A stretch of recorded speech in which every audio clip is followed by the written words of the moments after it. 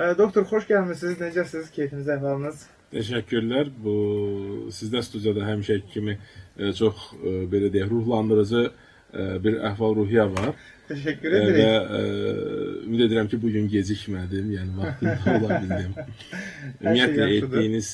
etdiyiniz işlər və keçən dəfəki bizim söhbətimiz mənim fikrimcə radio dinləyicilərinə çox maraqlı oldu və mən radio dinləyicilərin hamısını salamlayıram və ümid edirəm ki, bugün də onlara yararlı ola biləcəyik.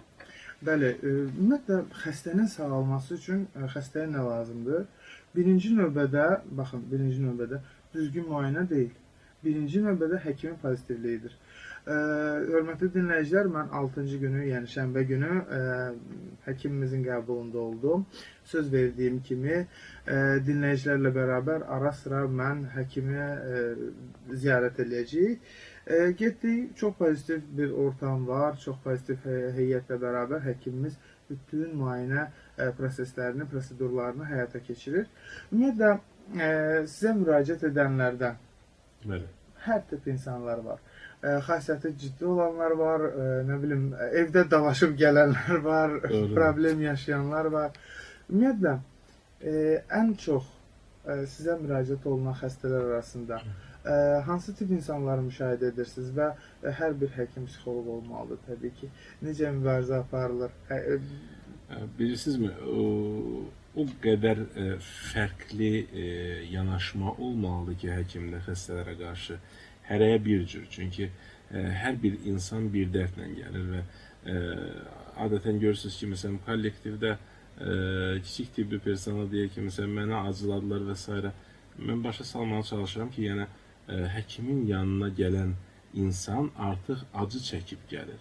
İstər-istəməz o qıcıq şəklin, qıcıq vəziyyətində gəlir və hər bir halda belə bir insanı ofsunlamaq, onun probleminə həmdəm olmaq. Bəzən görürsünüz ki, məsələn, xəstə gəlir və 10 dəqiqə, 15 dəqiqə, 20 dəqiqə biz onunla yalnız söhbət edirik. Görürsünüz, ev problemlərini hətta belə açıqlayır ki, belə oldu, belə oldu və bəzən sizə deyim ki, yəni səhhətlə əlaqəli olan problemlər gündəlik yaşamda olan, evdə olan problemlərlə belə üzləşməklə yəni əlaqəli olur və anamnez toparlamaq, belə deyək də, anamnez vita deyilən bir şey var, yəni insanın həyatı anamnezi, yaşam anamnezi, o çox vacib bir şeydir, bəzən həkimə düzgün diaqnoz qoymaqda kömək edir. Bəli. Və ümumiyyətlə, birbaşa mövzuya da keçid almaq istəyirəm, çünki 105 FM dinləyiciləri artıq bilirəm ki, zənglərlə başlayacaqlar ki, niyə mövzuya keçid alırsınız? Qlavkoma, yəni qara su kimi bildiyimiz el arasında qara su deyirlər. Niyə görə qara su deyilir? Yəni, mirvari suyu bildik ki, gözdə bozartı, bulanıqlıq, o da mirvarinin həqiqətən də suyunun, yəni bulanıq olmasına əlaqəlidir. Oxşatma var. Amma qlavkomaya niyə qara su deyirlər? Ümumiyyətlə, yaranma səbəbi nədir bu xəstəliyin? Ondan danışaq. Çox gözəl mövzuya toxunmusunuz. Əslində, bu 2 gündə biz göz sahəsində olan 2 əlilləşdirici əsas faktorları, mövzulara əl atmışıq. Bunların biri mirvari sudur, 1-ci yerdə durur və qara su 2-ci yerdə duran xəstəlikdir. Və mən hesab edirəm ki, qara su xəstəliyi mirvari suyundan daha təhlükəli və daha hiyləgər xəstəlikdir. Çünki bəli, çünki bu xəstəlik insanın görməsini tədricən alır və görmə itiliyi uzun müddət yüksək səviyyələrdə qalır. Yəni xəstə gəzir, deyir ki, mən 100% görürəm, hər şey okey, hər şey yaxşıdır, mən bir problem görmürəm görməmdə, amma əslində problem tədricən onun görməsini alan görmə sahəsinin daralmasıdır. Məsələ ondadır ki, bizim sinirimiz göz daxili təzyiqə həddindən artıq həssasdır və göz daxili təzyiq qalxdıqda böyük əngəllər törənilir qan axınına. Xəstəmizin dedikləri artıq bu xəstəliyin nə dərəcədə təhlükəli və hiyləgər olduğunu göstərir. Xəstənin gözündə neçə dənə müdaxilə olunub və bunlara baxmayaraq yenə də xəstə rahatçılıqdan. Mən üzr istəyirəm, bir gözə, yəni Cənab bəyin saydığı bir 4-5 əməliyyat keçirib, yəni bu qədər. Baxın, qara suyun təhlükəsi ondan ibarətdir ki, göz daxili mayenin dövranını təmin etmək lazımdır. Elə olsun ki, göz daxili təzyiq normaya düşsün. Aha. Gözün daxilində daima maye ifraz edən cisim var. Siliar cisim deyilən bir əzələdir və həmin əzələnin üzərində olan damar ilgəkli bir halqa mütəmadi olaraq dayanmadan gözün daxilində su ifraz edir. İkinci qurum isə şlem kanalı deyilən bir qurumdur. Bu gözün ön hissəsində yerləşən xırda hesab edin ki bir su aparıcı bir kanalizasiya xəttidir. Yəni nə cür ki məsələn sizdə trap var hamamda və krandan əgər su gəlirsə, həmin krandan gələn su harasa axıb getməlidir. Və siliar cisimdə ifraz olan su toparlanır trabekulyar sistemdən, xüsusi bir belə deyək də ələk sistemindən keçərək şlem kanalı ilə gözdən xaric edilir damarlara. Və qlaukoma xəstələrində həmin bu axının, həmin bu dövranda problem baş verir. Bu problemin kökü iki cür ola bilər. Birincisi mayenin həddindən artıq çox ifrazı. İkincisi isə axarın pozulması. Bundan başqa axar həm də uveal trakt deyilən bir qurum var. Gözün ətraflarında yerləşən, arxa hissəsində yerləşən torlu qışa ilə gözün ağının arasında bir məsafədir. Hardan həmin məsafədən maye axıb gedir. Və bütün bunların hamısını təmzimləyən gözün içindəki kiçik bir mexanizmlərdir. Və hər hansı bir pozuntu olanda göz daxili təzyiq qalxır. Biz xəstəyə belə hallarda əməliyyat edirik.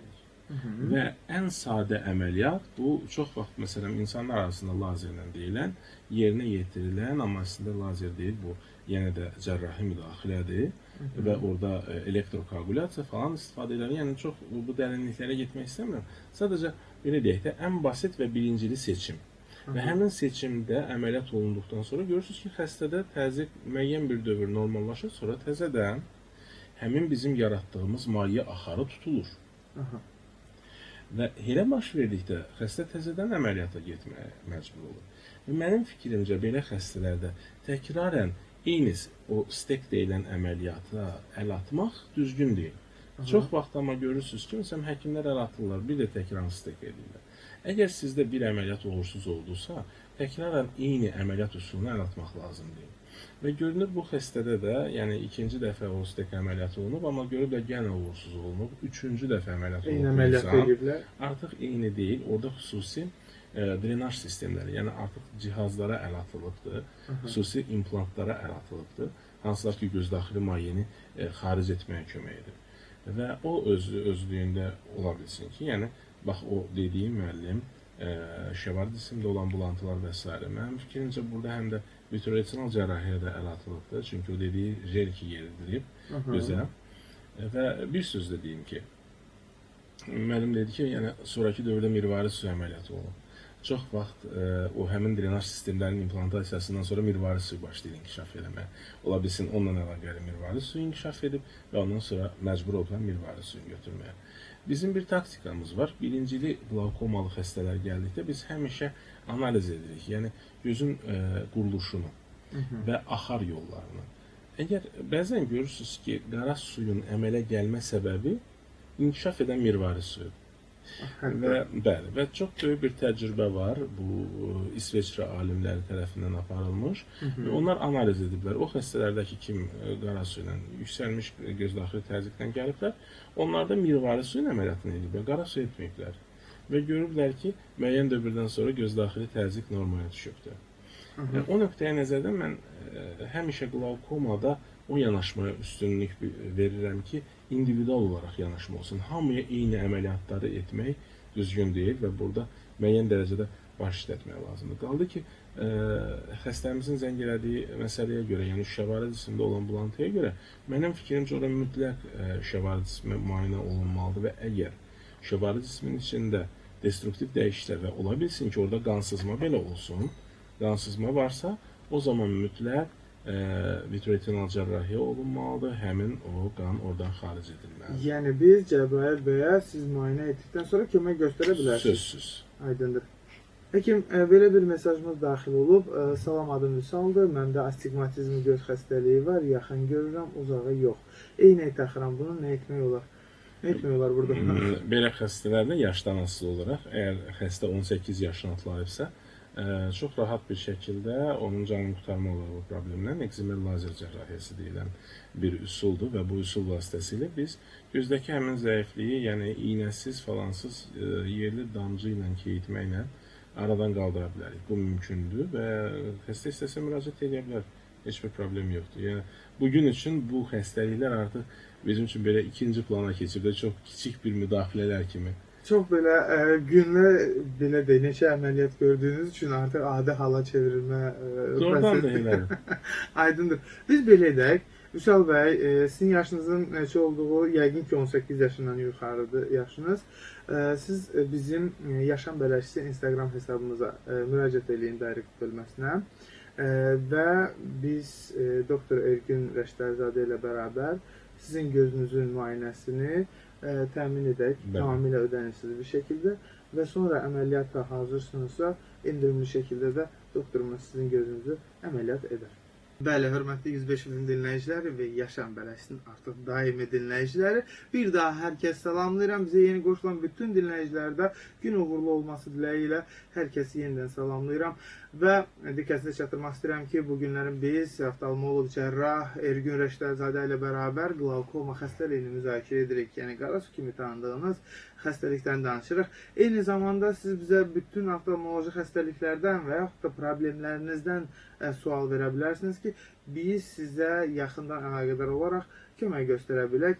Həkim, mövzumuzu davam etdirməzdən öncə istəyirəm belə bir mesajımız var, onu oxuyum. Arzu xanım Ağdaşdan yazır bizə, 47 yaşı var, yaxından yazıları qarışıq görür. Uzaqda isə yaxşı görür, həkimə getməyib, aptekdən eynək alıb taxa bilərmi? Göz ətrafında kölgələr var. Nə məsləhət görürsünüz?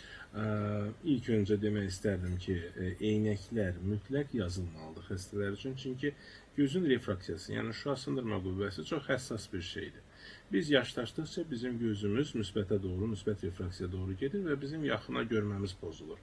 Belə deyək də, siz xanımlara, belə deyək, daha uyğun dildə deyim də, yeməyinizə atdığınız ingrediyentlər, tam ki duz olsun, duzu artıq döktünüz. Həmənki yeməyin dadı dəyişəcək, istər-istəməz. Deyəcəklər ki, həyat yoldaşını çox sevir. Burada nə var ki, həkim? Və ya az döktünüz, deyəcəklər ki, yəni o qədər də dadıdır. Bəli, sevmir. Yəni, zarafat bir yana doğrudan da, yəni hər bir şey öz qədərində olmalıdır və eynəyin dərəcəsi də belə. Ona görə həkimə müraciət edib eynəyi yazdırmaq məncə daha düzgün olar. Bu çox rutin bir prosesdir, belə bir çətinliyi yoxdur.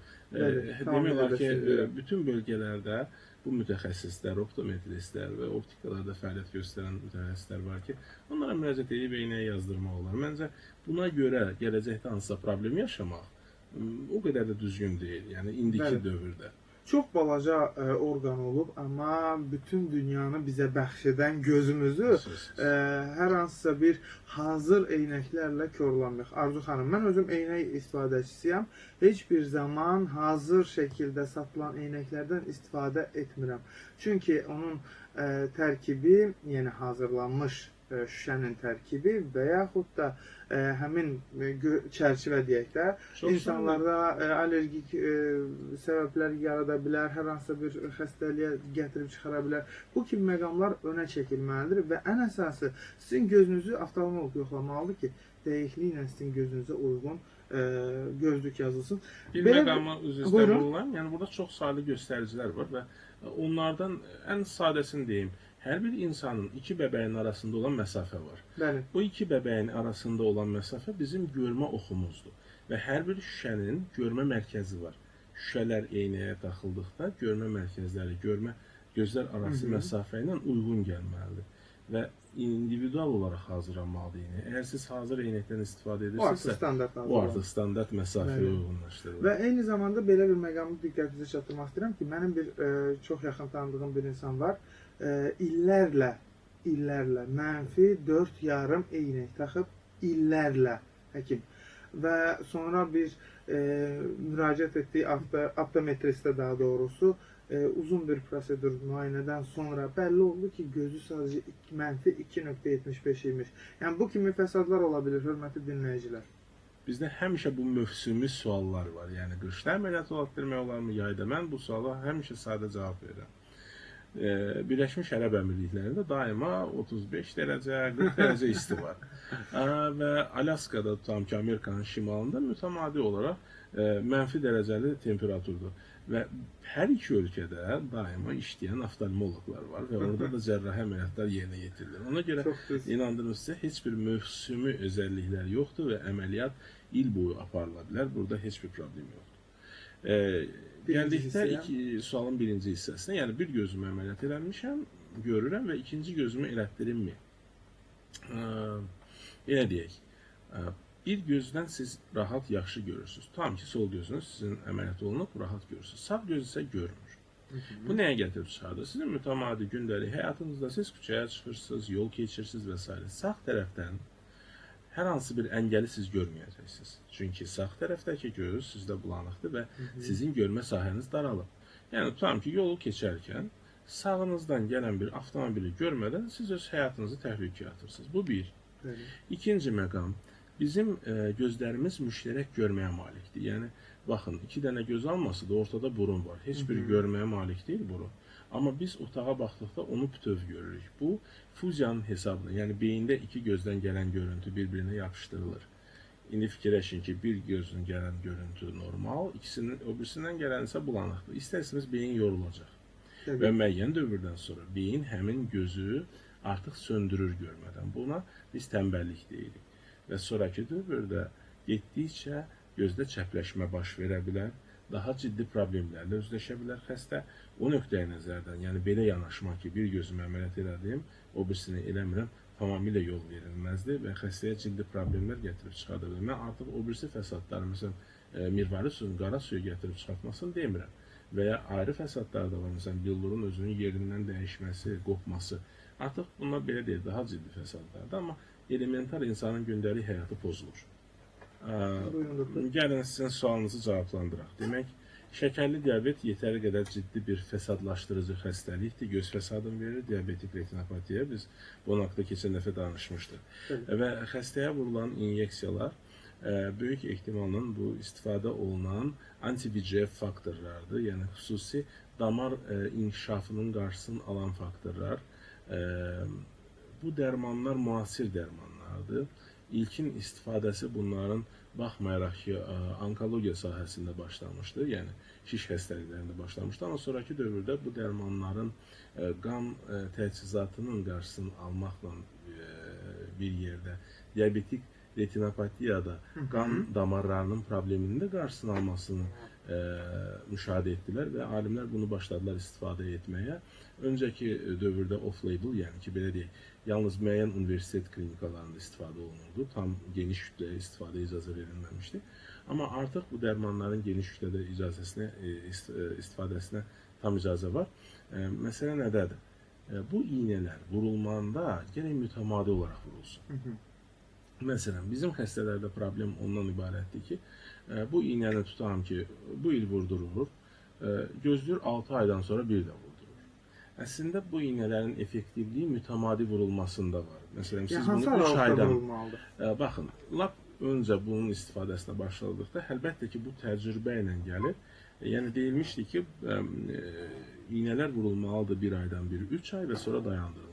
Hal-hazır ki, dünya təcrübəsi onu göstərir ki, ortalama 3 aydan bir vurulsa, iynə effektiv olur. Əlbəttə ki, burada yenə də individual yanaşma var. Bəzi xəstələrə biz deyirik, məsələn, 2 aydan bir vurulmalısınız iynəni. Amma yenə demək istəyirəm ki, əgər xəstə, belə deyək, ciddi problemlərlə üzləşib, görmənin itməsi ilə falan, istəsə bizə də müraciət edə bilər. Biz tam müayinəni apararaq, diabetik xəstəlik, yəni dediyim kimi, çox ciddi xəstəlikdir, ciddi problemlərə gətirib çıxardır, görmə itməsinə və bununla əlaqəli əlilliyə. Biz çalışarıq əlimizdən gələni edək pasiyentimizə. Demək, dərmanlar mütəmadi olaraq istifadə olunmalıdır. Mən qlakoma xəstələrinə həmişə deyirəm ki, sual verəndə dərmanın töküm-tökümü, mən deyirəm, qlakoma dərmanları konstitusiyada dəyişmək olmaz. Mütəmadi olaraq istifadə etməlisiniz və həmişə sizdə ehtiyatlı o dərmanlar olmalıdır. Birdən qutardı falan, olmasın ki, bir neçə gün tökmədiniz. Bu bir. Xəstədə nəzərə alsaq ki, iynə vurulubdur. Mənim fikrimcə burada da anti-VEGF faktor vurulub. Çünki müəllimdə indi gedən proses neovaskulyar qlavkomadır böyük ehtimalla. Yəni yeni əmələ gəlmiş ilgəkli damarlar həmin o dediyimiz trabekulyar sistemi, su axar sistemi var. Nə cür ki, məsələn, trapımızı saçlar tökülüb gedib trapı tutur. Eyni damarlar gedib bax o trap sistemini tutub və su axarı pozulubdur. Ona görə həmin o damarların qarşısını almaq məqsədi ilə iynə də vurulub. Düzdür, bu iynə mütəmadi olaraq dediyim kimi vurulmalıdır. Çünki bu sərfiyyata gedən dərman vasitəsidir. Ümumiyyətlə, bu suala gəlmişkən mən istəyirdim bizim mövzumuza aid olanda danışaq ki, məsələn, o qlavkomanın formalarıdır. Bax, neovaskulyar qlavkoma özü diabetik xəstələrdə tez-tez rast gəlinir. Amma ondan başqa qlavkomaların yəni açıq bucaqlı və bağlı bucaqlı bir forması var ki, bağlı bucaqlarda biz tez-tez belə deyək də, qlavkoma tutmaları ilə üzləşirik. Çox şiddətli ağrı və əlamətlərə gəlmək istəyirəm, yəni əlamətlər haqqında danışmaq istəyirəm ki, ən tez-tez rast gələn əlamətlər, yəni xəstələrimiz xəbərdar olsun, bu gözün üstündə ağrı, düz qaş nahiyəsində belə dəlib keçən bir ağrı olur, küt ağrı, uzun müddət çəkən. Əgər kimdəsə belə ağrılar olsa, mütəmadi olaraq yenə də həkimə müraciət etməlidirlər. Bundan başqa, işıq mənbələrinə baxanda, yəni hər hansı bir lampoçkaya baxanda, onun ətrafında işıq şaxələnməsi çox sayılır. Elə bil ki, ətrafında bir korona kimi bir işıq şaxələnməsi baş verir. Belə bir halo effekti deyilir buna ingiliscə. Əgər elə bir hissiyat varsa, yenə də həkimə müraciət etmək lazımdır. Əgər xəstə hiss edirsə ki, belə deyək, axşam vaxtı görüntü daha çox pozulur. Görmə sahəsində ciddi hissiyatlar var. Belə deyək də, görmə sahəsinin daralması, məsələn, qıraqları görə bilmirəm. Bu artıq çox inkişaf etmiş qlavkoma xəstələrində olur. Yəni, bütün bu əlamətlərə fikir verərək və əlbəttə ki, diabetik xəstələr, uzun müddət göz problemləri ilə üzləşən diabetik xəstələrdə mütləq göz daxili təzyiqi tez-tez ölçdürməlidirlər. Çünki bu insanlarda qlavkoma ola bilər. Bir şeydə bir məqamda vurgulayım. Qlavkoma xəstəliyində irsilik məqamı artıq öz təsdiqini tapıb. Buna görə əgər hər hansı bir ailədə, məsələn, qlavkoma xəstəsi ata, ana, baba, nənə varsa, elə bir ailələrdə, yəni kiçik nəsildə aid olan insanlar tez-tez yoxlanmalıdır, göz təzyiqini yoxlatmalıdır. Aydındır. Yəni mütəmadi olaraq prosesləri keçməlidir, müayinədən keçməlidir. Belə bir sual vermək istəyirəm. Qlavkoma xəstəliyi baş qaldırmazdan öncə onu aşkarlamaq mümkündürmü? Onu deyim ki, çox nadir hallarda qlavkoma ilkin məqamlarında aşkarlanır. Bu sadəcə rutin profilaktik yoxlamalar zamanı ancaq aşkarlana bilər. Çünki dediyim kimi bu sakit, görməni öldürən, görməni uğurlayan xəstəlikdir. Ona görə heç vaxt xəbər etmir özü haqda. Siz mən dediyim kiçik əlamətlərə fikir verməlisiniz. Əgər onlar varsa, onda müraciət etməlisiniz. Amma ondan öncə çox nadir hallarda xəstələr müraciət edir. Çünki əlamətlər çox kiçik bir, zərif bir əlamətlərdir. Biz artıq kiçik anamnezimizi toparladıq. Yəni əməlli başlı anamnezi toparladıq. Torlu qışanın distrofik xəstəlikləri böyük bir qrup xəstəlikdir. Bura bu xəstəliklərin içərisində sizə bir neçə dənə nozoloji vahid daxildir və yəni deyirəm, bir xəstəlik konkret deyil. Mən çalışdım, bilim ki, bu xəstəliklərdən hansıdır. Böyük ehtimalla biz yaşı nəzərə alsaq və xəstənin keçirdiyi, belə deyək, müalicələr, biz burada quru tip makulodistrofiya ilə üzləşmişik. Yaşla əlaqəli senil makulodistrofiya deyilir buna həm də. Adətən 45-50 yaşından yuxarı insanları yoluxdur bu xəstəliyə və adətən hər iki gözü əhatə edir bu xəstəlik. Sadəcə belə xəstəliklərdə mənim fikrimcə mütəmadi olaraq dərman qəbul edilməlidir. Burada zeaksantin və ona oxşar göz pigmentləri, göz vitaminləri istifadə olunur tabletik şəkildə. Bundan başqa müəllim görürsünüz, hər 6 aydan bir kurs müalicələr. Bu kurs müalicələr daha çox belə deyək də bizə Rusiyadan olan bir təbabətin bir qalığı kimidir. Burada müxtəlif vitamin və dərmanlar var. Qəlb təbabəti düzdür, bunu o qədər qəbul etmir, amma mənim fikrimcə yetəri qədər effektiv olur. Bir sözlə demək istəyirəm ki, belə xəstələr, quru makulodistrofiyalı xəstələr mütləq göz dibini tez-tez yoxlatdırmalıdır. Çünki quru makulodistrofiyanın nəm formaya keçməsi və əgər nəm formaya keçdisə, onlarda da anti-VEGF faktorların iynələrin vurulması lazımdır, labüddür. Aha, aydındır. Doktor, belə bir sual vermək istəyirəm.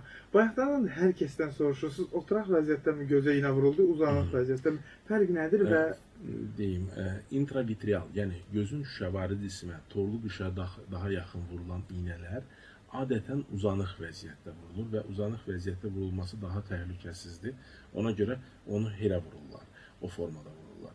Amma oturaq vəziyyətdə vurulan iynələr daha çox gözün altına, dərisindən vurulan iynələrdir. Daha təhlükəsizdir o iynələr. Amma onların məsələn müəyyən maddələri o üsulla vurmaq qeyri-mümkün. Məsələn, belə deyək də, anti-BCF faktorlar, hansılar ki biz danışırıq. Düzdür, bəzi qəlb təbabətində falan var, məsələn, oturaq vəziyyətdə vurulma. Amma bu o qədər də yaxşı seçim deyil, çünki təhlükəlidir.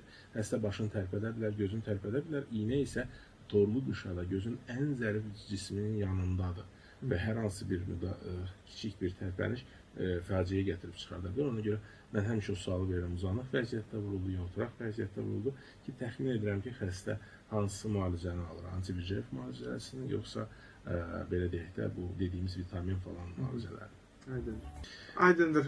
Sizə kim də yaxın durmasa, bizim həkim mütləq şəkildə yaxın duracaq. İstanbul NS Klinikası göz mərkəzindən müraciət edə bilərsiniz bizim həkimə. Buyurun həkim. Pasiyentimizin dediyi bir irad var, niyə mənə yaxın durmurlar? Həqiqətən, bu nədən qaynaqlana bilər? Gəlin belə deyək də, mən həmişə fikir vermişəm, məsələn, görürsünüz bir yerdə ustalar işləyəndə, məsələn, fəhlə qrupu var və həmin fəhlələr həmişə